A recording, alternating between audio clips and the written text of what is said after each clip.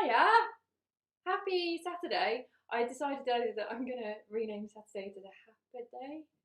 Does that work? Just because I get to be with all of you guys on a Saturday, so it's a lot of fun. So happy Day. See, it works in my head. As long as you don't say it out loud, it works. As you can tell, in a silly mood today, so I hope that you guys will join me in that. Colleen is already here, quick off the bat, and says good morning with a nice sunshiny face. I love that face, I love that emoticon. It says I'm cooking along. That's awesome, that's really, really good. I hope that you will like this recipe. And Maria is as well, which is awesome. Oh, and Annie is!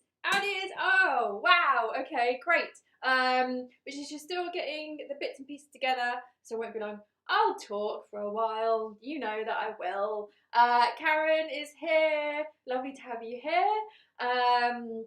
And Denise is greetings, good morning, Chef Day and foodie friends. Good morning, good morning. So, quick off the bat, who can see the rainbow today? It's really easy. It's really easy. We do have, rather than you guys guessing what is underneath the rainbow, I decided to do something a little bit different because earlier this week I did an interview with, I think this one was with FitPro. So it's like a website for people who are like personal trainers and stuff like that. And, you know, and a lot of personal trainers have been asked about vegan food now. So I went on there and did a really, really lovely interview with them. And one of the questions that they asked me was my top 5 vegan ingredients. So my question to you guys, whilst Annie is still like getting all the bits and pieces together, so we've got a few minutes, what are your top 5 vegan ingredients? So if somebody was saying to you, oh, I'm thinking about going vegan, but I'm not really sure, like, you know, what ingredients I should get in, what would you say are like the top 5? The top. See, it's so easy for me to actually figure out that that's 5. I don't have to go 1, 2, 5. Right? What are your top 5? And it would be really, really interesting to see if your top 5 are similar or even the same as mine. Oh, Colleen said chickpeas. Well done, well done. Is that for the chickpeas themselves or the aquafaba or both? Or both, because there are multiple uses. Gram flour, that's a good one. Neither of these were in my top 5, would you believe? I mean, they are things that I use a lot these days. But it wouldn't necessarily be what I would recommend that people would get when they're first going vegan. If somebody was gluten-free, definitely gram flour, definitely, and especially if they were into baking, absolutely. Okay, so Sarah is here, and Sarah is our oil-free lady, and she's, can I replace the oil? Okay, so in this recipe, the oil has a very, very crucial, it adds something specific to the recipe. So basically, the oil is the glue that holds this base together. So Sarah, I'm sure that you know we've spoken a few times, and I know that you know you've experimented with a lot of kind of like more this kind of like semi-raw food recipes, and you know that this kind of way of like mixing like nuts, oats, you know, whatever it is, with some syrup. Maybe you're actually using proper dates, actual whole dates rather than a syrup. Now, it needs something to kind of like bind it together and to become solid. However, if your dates are sticky enough, Sarah, you might actually be all right. It would just mean that your base is a bit more, I mean, it should still be stable, but the texture would be different. Because when you add the oil and the oil solidifies, then it adds a different texture to it. It kind of, you know, it makes it a bit tougher, basically. So yours might just be a little bit soft. And I think that we've all kind of like been to like raw food places or tried out raw food recipes where the base, so whether that's the base of like a raw tart or, you know, a cheesecake or a kind of raw quiche or that type of thing, is just a bit soft, and that's usually the reason why. So it can be done, it's just going to be a bit different to mine. And I can see loads of comments coming in, which is great. Oh, Colleen said hummus. Yes, definitely. It wasn't on my list, but yes, Yes, definitely. It's amazing. We could write like a huge list of recommendations for new vegans between us, because at the moment, having a crossover with any of the things that you guys have said, that's really interesting. And Denise says nutritional flakes, turmeric, cauliflower, chickpeas, and tofu. Again, completely different to my five. Completely different to my five. That's great. I think we should compile a list. Our go-to list for newbie vegans.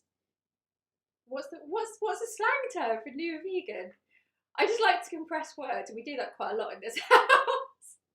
Annie says tofu, soy milk, chickpeas, vegan butter, vegan replacement burgers and sausages, etc. Yes, really, really, really good choices there, Annie. Milk was actually top of my list, but that might be a British thing because, particularly in the UK, I know that for a lot of new vegans, knowing how to make a good cup of tea is very, very important. Is very, very important.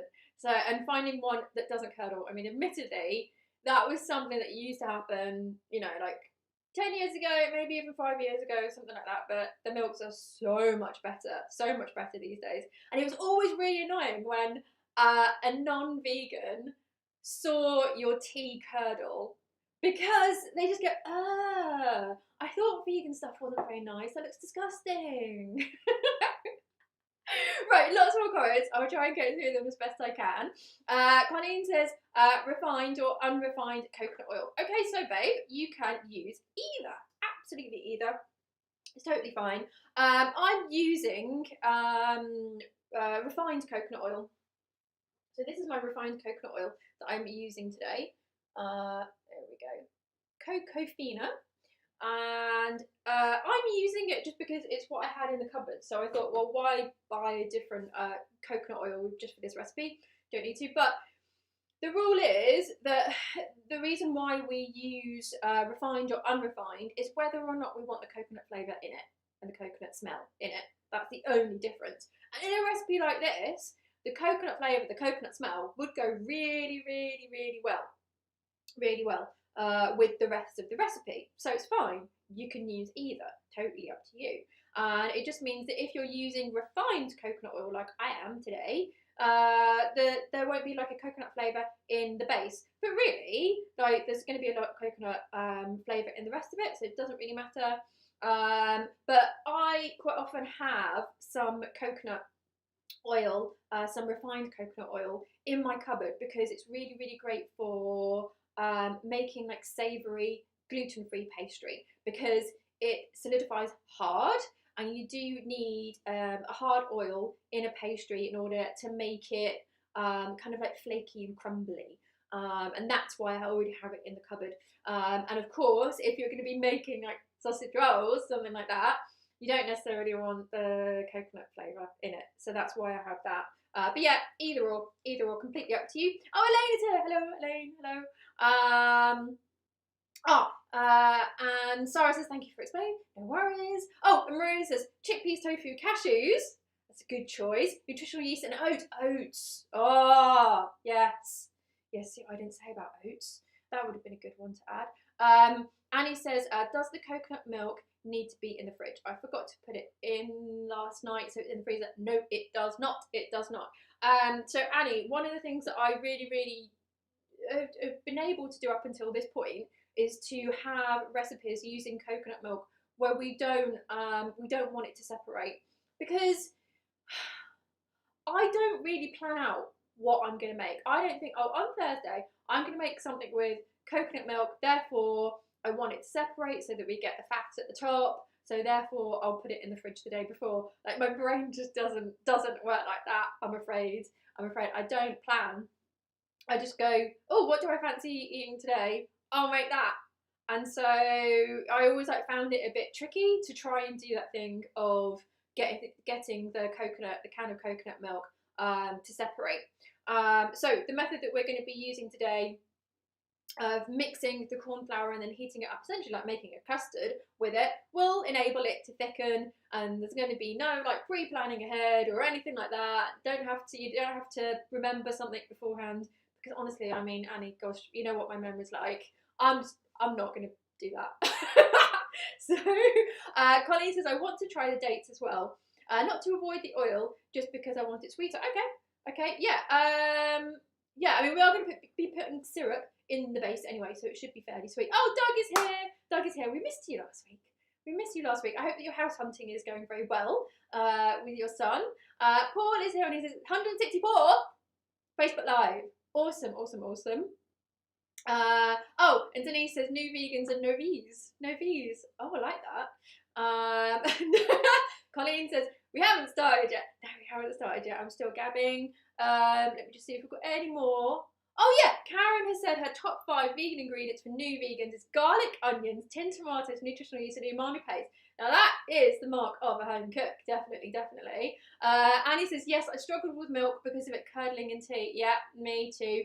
The first time I actually used soy milk, it was back in 1995. It was called White Wave, and it was disgusting. And I had it, and I just thought, well, I have 2 choices. Either I stop being vegan, which just was not going to happen, or I just have black tea. So I was like, I'll just have black tea. And then I realised that, just as with vegan cheeses, not all vegan milks are created equal. They're all very different to each other. So, phew, I could have tea again. Karen says, I drink black tea now. So it is so much easier. Yeah, Jeff does that as well. I wish I could, and I try for a while, and I even get like really nice like oolong or that type of thing, and then I still work my way back to builder's tea. It's one of those things that I just can't kick like coffee. Doug says his top 5 is lentils, onions, tomatoes, oats, and seeds. Always have these in my cupboard or fridge. I think the seeds definitely gives away Doug's runner status. I think that's like a really good staple for runners, and also lentils, like the amount of protein and cheap protein as well. George says his top 5 is garlic, red onions, cherry tomatoes, chickpeas, broccoli. Wow, that's an amazing combination. Always amazes me how many different dishes I can make with these 5 ingredients. That's a blog post that I want to do. Like, how many different recipes can I do just with like five main ingredients? Oh, Justy is here. And Me Perfecto. What a name! Honestly, it's like a superhero name, isn't it? And Annie says totally with you on that. As you can see, because mine is in now, out of the freezer. My memory is horrendous. Yeah, mine too. Join the gang. It's amazing that I actually remembered to do this Saturday at midday. The reason why I decided to do it at midday was because I thought it's harder for me to forget. Paul says, I may have missed this, but I expect 400 millilitres of coconut milk from a carton will not do instead of 400 millilitres of coconut milk from a can. It can be either, as long as it's 400 millilitres of coconut milk. Doesn't really matter where you got it from. Even if you got it from the actual coconut itself, it's fine. As long as it's 400 millilitres. And we can now get on with the recipe. Okay, so thank you for your top 5 vegan ingredients. I should probably tell you guys my top 5 vegan ingredients. So I did tell you about the milk, but I definitely showed them 2 different types. So one that was quite sweet, which is an oat milk that is made in the UK, and then one that is just like, you know, doesn't really have much flavour, which is unsweetened soy milk. And then I showed them my a vegan feta, just to tell them this is a really nice vegan cheese. It's the VO Life one, by the way, guys. And oh gosh, what else was it? Black beans, because I was telling them, you know, like make sure that you've got like beans or lentils or something like that in your dish, in your diet, to make sure that you'll fill up for longer. Yeast spread, so like Marmite or Vegemite, to add that meaty flavour, because I think for a lot of people who are transitioning, they miss that kind of meaty savouriness. And I can't think of the 5th one. It might come to me later on in the show. Okay, right, guys, let's get cooking. Really simple bunch of ingredients today. I tried to make this as simple as possible, and there is no baking involved at all. We will be doing a little bit of heating on the hob, but that's it. That's it. So really, really, really, really easy. Okay. Now let's start with the base. Just to say, guys, I am going to be making a half recipe with what I'm making today, because I've got, here's one I made earlier that is chilling in the fridge at the moment, and you know, just for like food waste purposes, I'm going to do a half recipe. Also for me and Jeff getting a bit big, do a half recipe. We've still got Valentine's Day chocolate mousse cake in the freezer, but it's Jeff's birthday soon, so you know, I might bring it out for that. Okay, so first of all, we need to make sure that we have our tart tins ready. Now I've got these lovely cute little individual tart tins, but you can use one larger, like medium-sized tart tin if you want to, and then you can just like cut slices of it. I mean, these are like super cute. I do quite like these, and these ones are very, very useful because they've got that. And if you are going to go and buy tart tins, I very, very, very much recommend that you get ones with a removable base. It makes life so much easier. So much easier. So definitely do get those. I mean, I've had the other ones before that don't have removable base, and now I see why they're so useful. Okay, so we've got to make sure that we've got those out and ready, and then the first thing that we'll do is we will make the base. So the base is basically our ground almonds. By the way, guys, you could substitute the ground almonds for other ground nuts, but try to make sure that they are very, very, very fine, that they're ground, because the finer they are, the more stable the base is going to be, basically.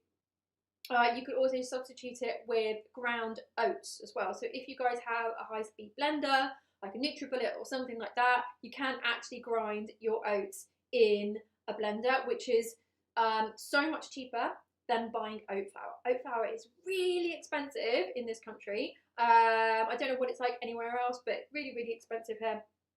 So there is that option as well. So I'm just going to pop the ground almonds into my mixing bowl here, and then I've got my syrup. Okay, so you'll be able to see that my syrup is very, very, very dark looking, and that's because I'm using date syrup. You guys can use any syrup you want to. I was just trying to think of any syrup that you couldn't use. I can't really think of any kind of, like, you know, sweet sugar syrup that you can't use. Date syrup has a very, very particular colour. It's like a really dark mauve colour. So that is going to affect the base. So that's just something that you need to factor in. But before I actually pop that into there, we are going to melt our coconut oil. So I popped my coconut oil into this little espresso cup earlier. I've got a little pan of water here, and I'll just put it on the heat, and then I'll put the cup in there. Now, this has the coconut oil in it already. As I mentioned earlier, I'm actually using refined coconut oil, but you can use unrefined if you want. Either or with this recipe is absolutely fine. Doesn't make any difference, but do make sure that you are using the coconut oil that does solidify, okay? Because I know that there is one on the market now. At least one brand is doing it, if not two, which is a coconut oil that doesn't actually solidify, okay? So, you know, it looks like, you know, a bottle of sunflower oil, for example. You know, it always stays in that liquid form. You don't want that one. We want the one that that solidifies, okay? And that's kind of like its main role today. So it better be doing that. It better be doing that. Okay, so I've got my syrup, and I'm just going to pop that into the bowl while we wait for the coconut oil to melt.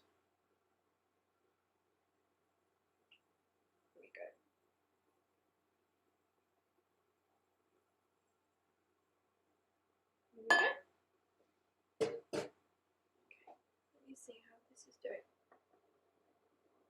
It's coming along nicely. That should just be another 10 seconds, something like that.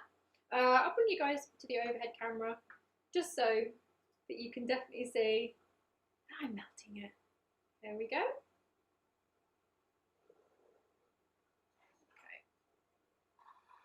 Just make sure that these are ready, and then we can pop it in once we've mixed it all together. There we go. Oh, Annie's speaking to Justine and saying, I have some information for you on your SCOBY. Oh, that's brilliant. That's brilliant. Yeah, so Annie and Justine are doing the chef diploma with me, which is amazing. And as part of the course, they're making kombucha. And Annie's been making some in a very, very lovely container recently that I've been getting a bit jealous of. George says, can I substitute maple syrup for the date syrup? Asking for the Canadians. Yes, absolutely, absolutely. I honestly can't. I just realised that we've got the wrong text on there. Sorry guys, let me just take this off. Just bear with me, one moment. I know, let's go to a commercial break. Yay! Here we go.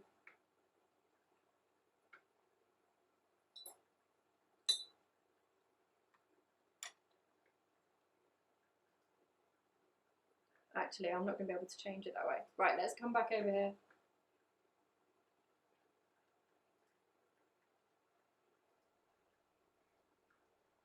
That would confuse everyone, wouldn't it? Right, let me just grab the text from this. So you're seeing it in action now. Right. Just be a sec. It's not like I haven't done this 164 times. Yay! There we go. There we go. Oh, Annie says it was the correct recipe before. Weird. Yep, there you go. There you go. That's our gremlins for today. That's our gremlins for today. Okay, this is done now. So I'm just going to turn off the hob. Just let that steam go because I really don't want to get a steam burn. Right, okay, so sorry about that, guys. Denise says, for a moment, I thought I had gone through a time warp when I saw last week's recipe. There you go. There's always a few gremlins on the show. Always. Right, I'm just going to grab our coconut oil out of the saucepan. And me has asked, what can I use to replace with if I don't like coconut flakes? Well, let me think. Some crushed nuts would be lovely. Some crushed. So basically, what I'm thinking about with this substitution is, what do the coconut flakes give to the recipe? Well, it gives crunch. It gives, like, you know, a different texture. So if you think of like a substitution that will do that, I'm just going to pop the coconut oil into our bowl, and it might look like there isn't a huge amount of liquid to dry there, but don't worry. Don't worry, there will be enough. So I'll just mix this in. So yeah, I think, you know, anything that will give a crunch, seeds, nuts, and you can still toast them as well, just to give like a different, you know, kind of slight savouriness to balance out the sweetness would be really lovely.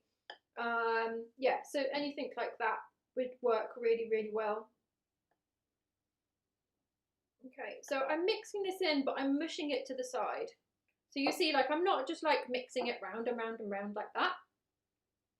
I am pushing it up to the side, and you do need to do that with this mixture.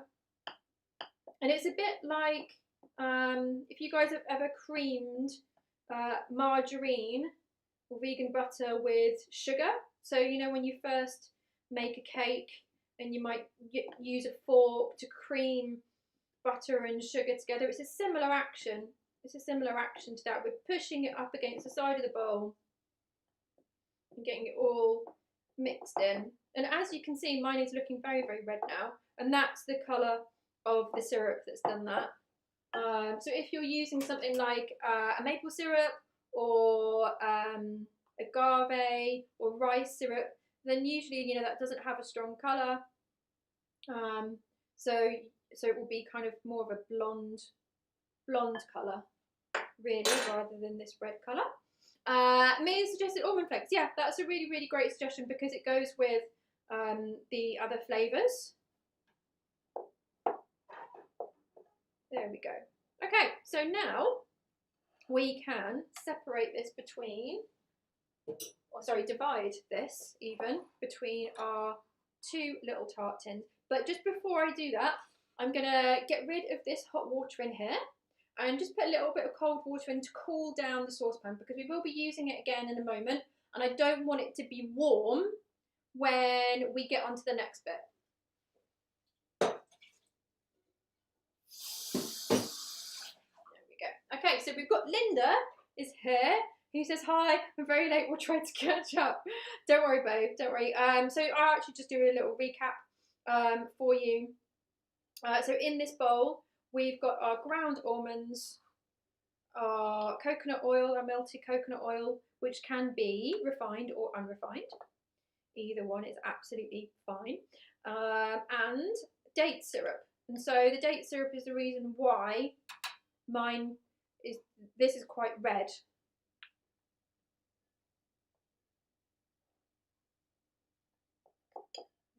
So put this, and it might seem as well like this is a bit too much, but don't worry, we're going to really push it down and it will be the right amount. That said, I mean, you know, it does make a difference how big your tart tins are because they can differ slightly. There we go, because you might be looking at this thinking, well, where's the filling going to go? But don't worry, this is really going to get pushed down.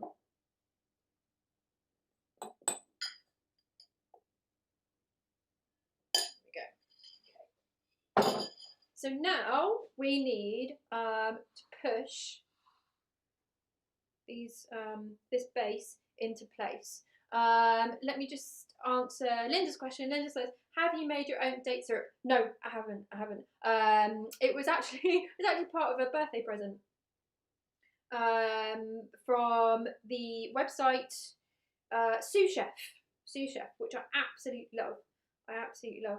But yeah, you can buy date syrup in some health food shops now and even some supermarkets. But you can use any type of syrup that you want to. Okay, so when I am patting this down and making this you know, hollowed out shape, I want to make like a decent kind of like cup for it to sit in. First of all, I start by just pressing it down just lightly, just all around, right up to the edge and in the middle. Okay, and then I'll start pushing in the center and pushing it out to the sides because we want to go all the way up those edges. And this mixture is very, very forgiving, so you can really push it about and you know, you don't have to worry about it breaking or splitting because it will just be pushed back together again and it will be fine.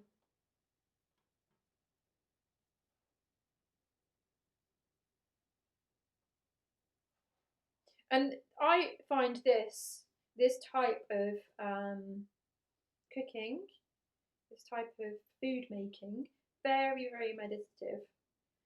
Very meditative. Like, it reminds me of, I've been making quite a lot of little pots recently. It's like a lockdown hobby that I've developed. I've been using air dry clay to make little pots and cups and that type of thing. And so I love just, you know, playing around with you know, with stuff with my hands. And yeah, I think it's a really, really nice thing to do because, you know, we can just take our time with this, do the best job that we can. We don't need to rush it at all, but we want to make sure that there's a nice kind of dip in there so we can get lots of filling in.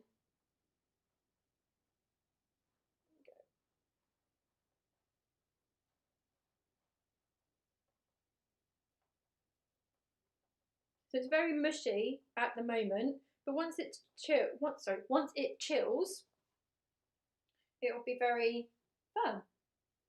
There we go. So I've made it go slightly up the sides as well, like over this lip.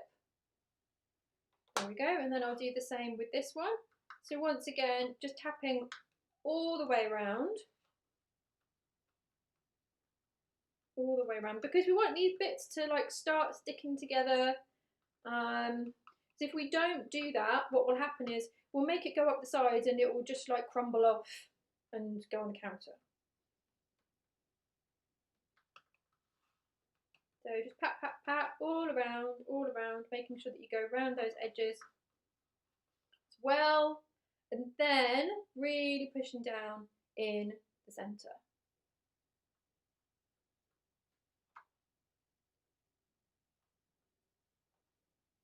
So Paul says some vegans are into raw food, which is uncooked. Not me. Well, yeah, I did experiment with raw food for a while, and I definitely think like it has like some really interesting parts to it that I've kind of appropriated. That's the word. I've appropriated and brought elements into the recipes that I make. So, you know, this is a recipe that has a lot of similarities to a lot of raw recipes out there, but it's a little bit different because, you know, we're using the corn flour and we're actually cooking the coconut milk. So it's not raw at all, but it just like takes a little bit of influence from it. And that's one of the great things about all the developments that we've had in vegan cuisine over the last few years is that it's, you know, it's taken a lot of influence from lots of different things, and then we just kind of like reshape it, you know, and pair it with you know, so pairing like raw foods with cooked foods to make completely different recipes. So say for example, you know, like a cashew cream or even like a cashew cheesecake, you know, is quite a raw foodie thing to make, but I actually find that just cashews on their own can be incredibly heavy for my tummy. So I actually will mix in some silken tofu with recipes like that. And I find that that balances out the heaviness of it, but you still get the real creaminess as well. But of course, that means that it isn't a strictly a raw recipe. There we go. Okay. But I think raw food definitely did alert a lot of people to the health properties of vegan food. Right, there we go. Okay, so we've got our two lovely tart bases. Just gonna make that a little bit deeper.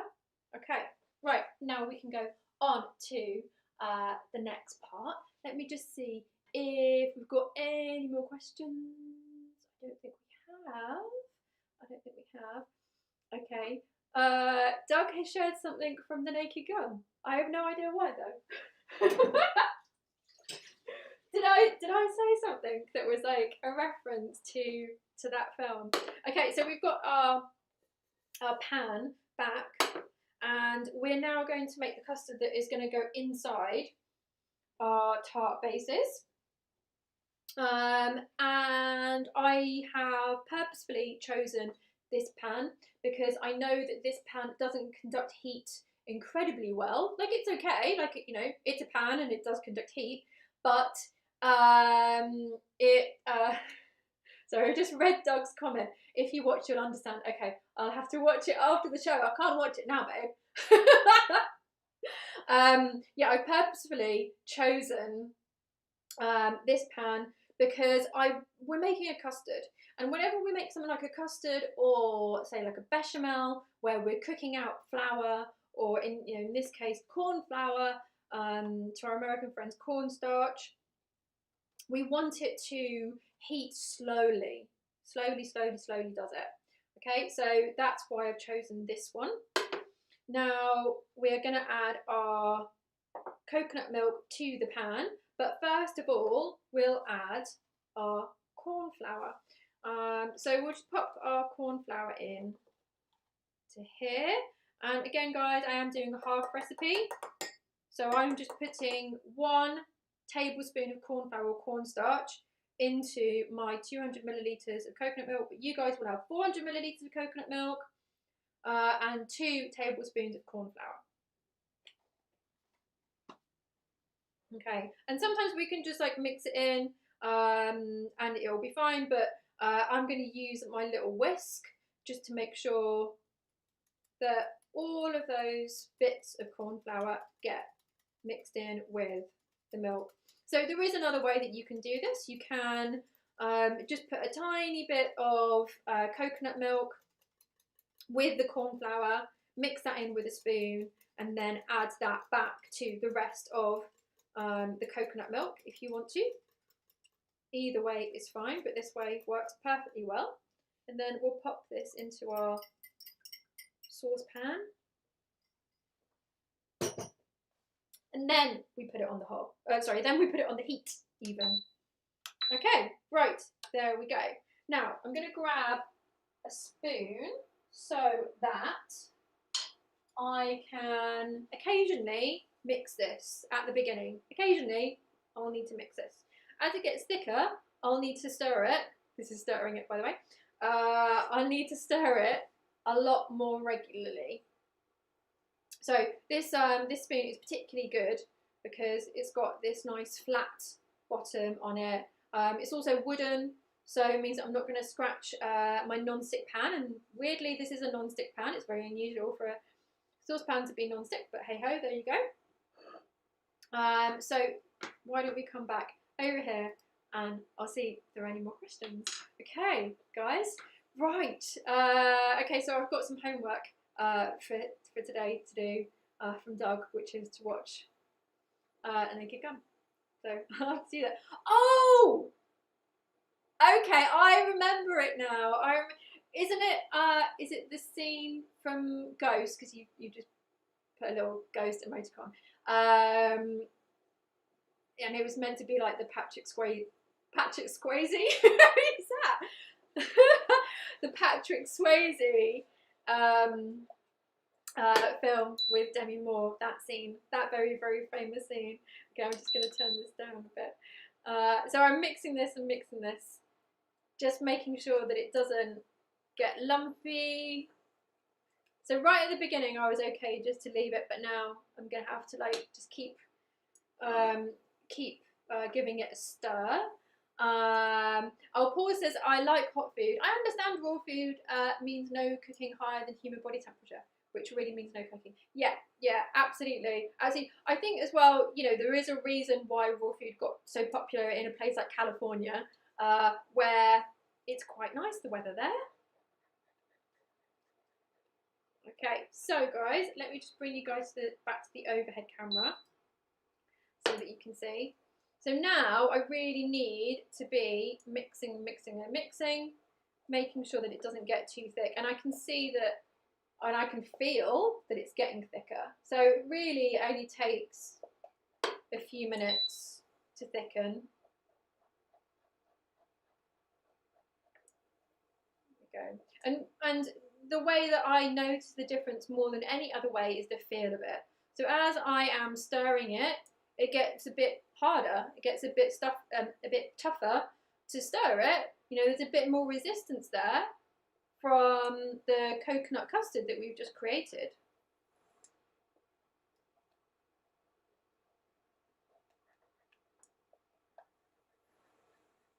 Okay, so now we can turn this off and we can pour this into our moulds. And I fill mine all the way up to the top.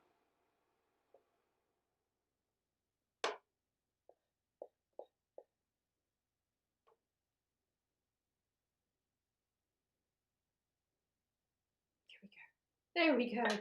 Right. So now we can leave these to set. And what I would do is I would leave them out of the fridge for about 5 minutes, and then they should have cooled enough that you can then put them into the fridge. Okay, so I'm just going to leave these to one side, and let me see if we've got any more questions. Okay, so Colin says mine is not custarding yet. Yeah, I mean, it really, really does depend. Sorry, let me bring you guys over here so you can actually see me. It really does depend on how high the hob is, you know, how hot it is. This one is you know, really like such a demon, that it does cook things very, very, very quickly. And it also does depend on you know, how often you're stirring it, because stirring does bring the temperature down, which is something that we want. But it's better with something like a custard to go slower, to err on the side of going slower than too fast. Because if we go too fast, then what will happen is it will get lumpy. You can save it, you know, you can save it. If it goes lumpy, then you can just stick a hand blender in it, give it a little whiz, and it will be back to how you want it to be. That's fine, but just keep on stirring it, let it do its thing, and eventually it will thicken up. And let me just see if there are any other questions. Paul says, are you eating both tartlets? Jeff will not mind if you do. I think you might. I think you might. Annie says, guess what? My coconut milk was frozen and it was only in the freezer half an hour, so I'll have to finish it off later. Oh, bum.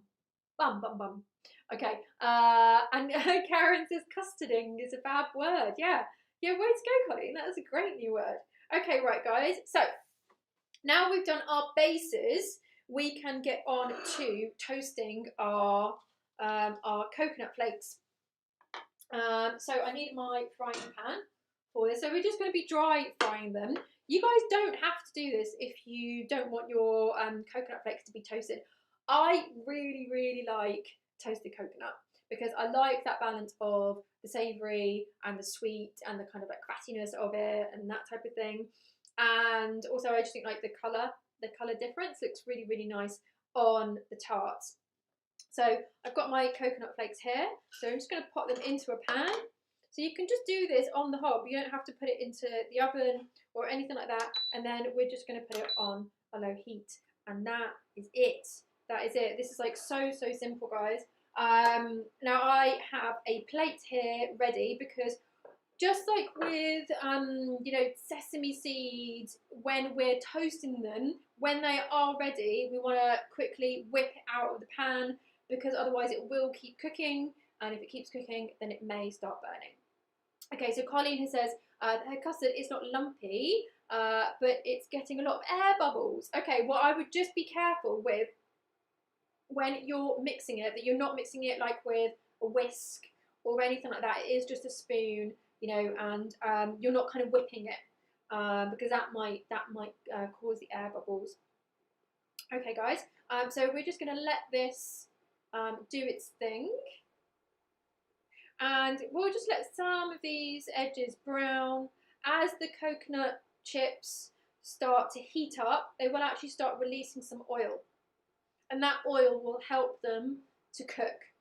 So at the start it will seem like it's not doing very, very much, and then you'll notice a few around the edges they start to look a bit oily, and that's because that oil is being released. So we do need to keep an eye on this because it can just like start very, very slowly, and then if you take your eye off it for too long, all of a sudden it's burnt. Okay, so just beware of that. It's a bit like if you're toasting pine nuts, and that's happened to me on too many occasions because pine nuts in the UK are incredibly expensive, and you think like it's not doing anything, you can't see any browning, and so you go and do something to the other side of the kitchen and you come back and they're burnt. So do keep an eye on it. Now just I wanted to show you guys because I actually toasted some extra earlier, and so you can see like the beautiful, beautiful colour of them. You can also add spices to coconut flakes when you're cooking them, because the spices will actually stick to the coconut flakes because of the oil. And now what I'm going to do with these is I'm going to actually mix these in for a film snack later on tonight with some peanuts. So peanuts and these toasted, extra toasted bits of coconut are going to be really, really lovely for this evening. So just mixing these. Had to keep half an eye on them because I could see they were starting to do their thing. So you do need to make sure that you catch them before they start burning. Just give them a little turn around. Okay, so Let me see if we've got it. Oh, Colleen says she was using recipe. Okay, I'm glad that we've sorted that out. Yeah, I mean that is something that will result in some bubbles, so it's good that we cracked that one. Paul says, I reckon a PhD could be done on custarding. Factorial analysis could be used. Oh, Paul, I love it. Okay, so these are done. You guys can decide like how toasted you want them. I want more kind of like mix of, you know, some quite bright white and then some really lovely golden in there. And then pop it out onto a plate. Stop this from cooking. And you'll actually be able to see in the pan the oil that was released. There we go. Okay, so we'll just leave these to cool down. Okay. So, once you have toasted your coconut, there we go. Sorry guys, I just wanted to turn this off. Once you have toasted your coconut and let it cool down, then you can. It's probably about time to put your tarts into the fridge. So I would let them set for around like half an hour, something like that. Now, I don't know if you can see them wobble, but at the moment that custard is still a bit wobbly. Could you see that? I'll try and do it a bit closer. Right. Yay! You can see that, right? Woo! Yeah, so they're still a little bit wobbly at the moment. So let me just go and get the tarts that I made earlier.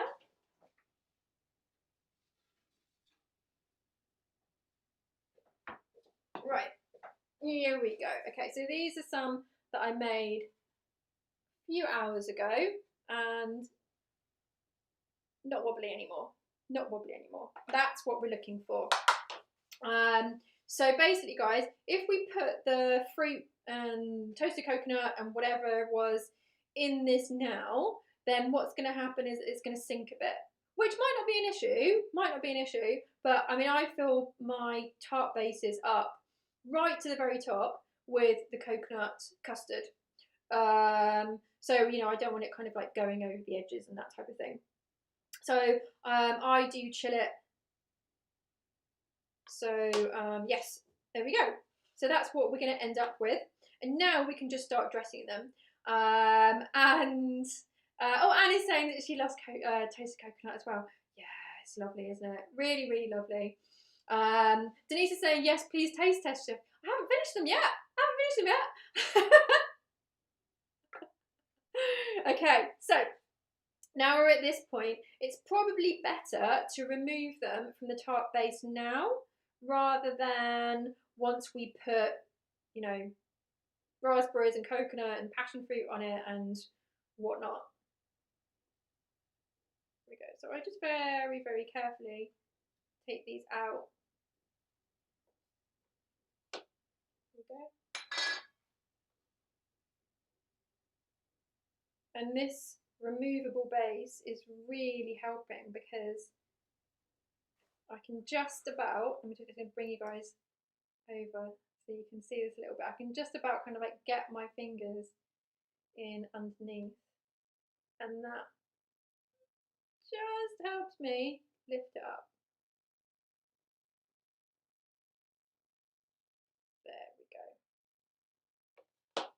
There we go, guys. And of course, you know, we've still got this base on it, so we can just grab that out of there. But really, guys, you know, if you're worried about your tart being a bit delicate, and it's just for, you know, you and your family and friends and stuff like that, don't worry about taking the base off. Doesn't really matter. Doesn't really matter.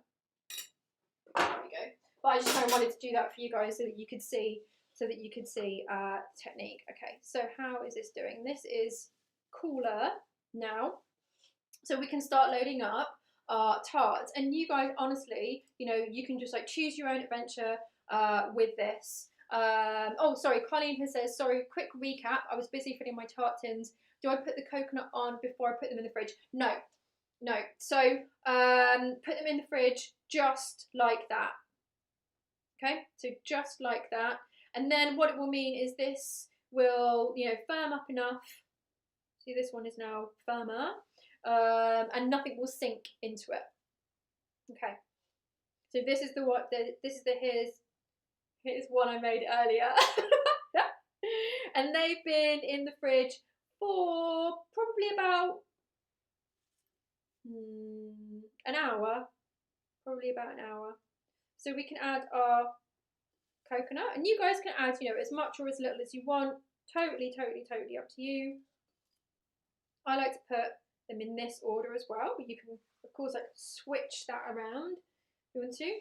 And then I've got my my raspberries, and I really like tart sour flavors.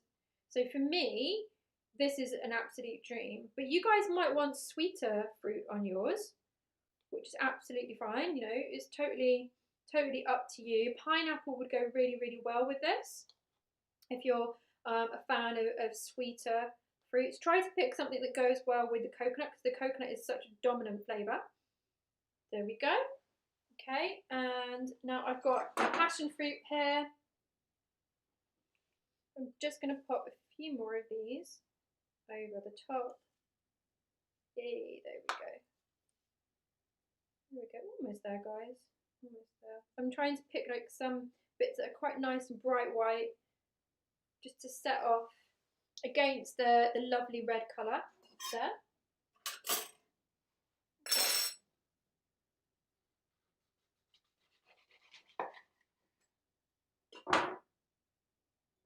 Okay, right, and now I can just remove some of these seeds. Just add a few on top.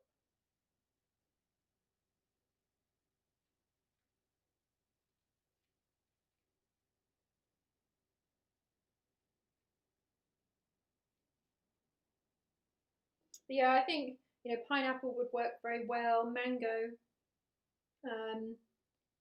would work very well. If you want to add something like lime, I would suggest that you add lime zest rather than lime juice, and add the lime zest to the coconut custard rather than anything else, because that's the way that you'll get the most flavour out of it. So there we go, guys. I would just serve these immediately. So you know, if you are you know, you've got like a dinner party or a lunch or something like that, then what you could do is just make your tart bases with the coconut custard up until this point, and then just do these additions of the fruit and the coconut at the very last minute before you serve it to everybody. Yeah, just do those right at the very last minute, because you don't want the fruit making the coconut soggy, because you want the coconut to be all crunchy and that type of thing. Okay, so let me just see if we've got any more questions. Oh, Connie says that she bought blackberries for hers. That's a lovely addition. That's a very lovely addition. Okay, so, oh, Karen says my mouth is watering. Those look amazing. Paul says they look very nice. And Denise says, I was just thinking that Jess and Lucky Man gets to taste this almost straight. He's out at work! He's out at work, so they're all mine. I promise I will save some for you. Oh, Doug says they look awesome. And Marie says, no need to cook or bake. It's easy. Yes, exactly. I do try to share with you guys easy recipes as much as I can, because I know that that's the best route to getting you guys to make stuff. So please do share your pictures of your tarts. To anybody who doesn't know, we have a really lovely group, which is the Vegan Chef School Community Hub, where you guys share lots of images of all of your amazing recipes that you make. I am taste testing this.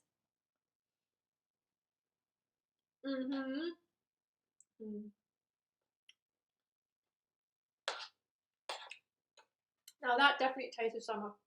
Definitely tastes of summer. Now, if only the weather could catch up with our recipe. Okay guys, thank you so much for joining me today. Sorry about the gremlins. Gotta happen once on the show, right? Okay, so let me know what recipes you would like to see me make. Post in the community hub, and I will see what I can do. Thank you so much. Paul has said that this is easy with a capital E. Yes, absolutely easy peasy recipe. You serve that to people at dinner party, at a summer lunch, a summer barbecue, something like that. They're going to be like, whoa, that's vegan, that's amazing. So, I really think that we can turn some heads with this recipe. Thank you so much for spending this time with me. And as always, have a lovely day.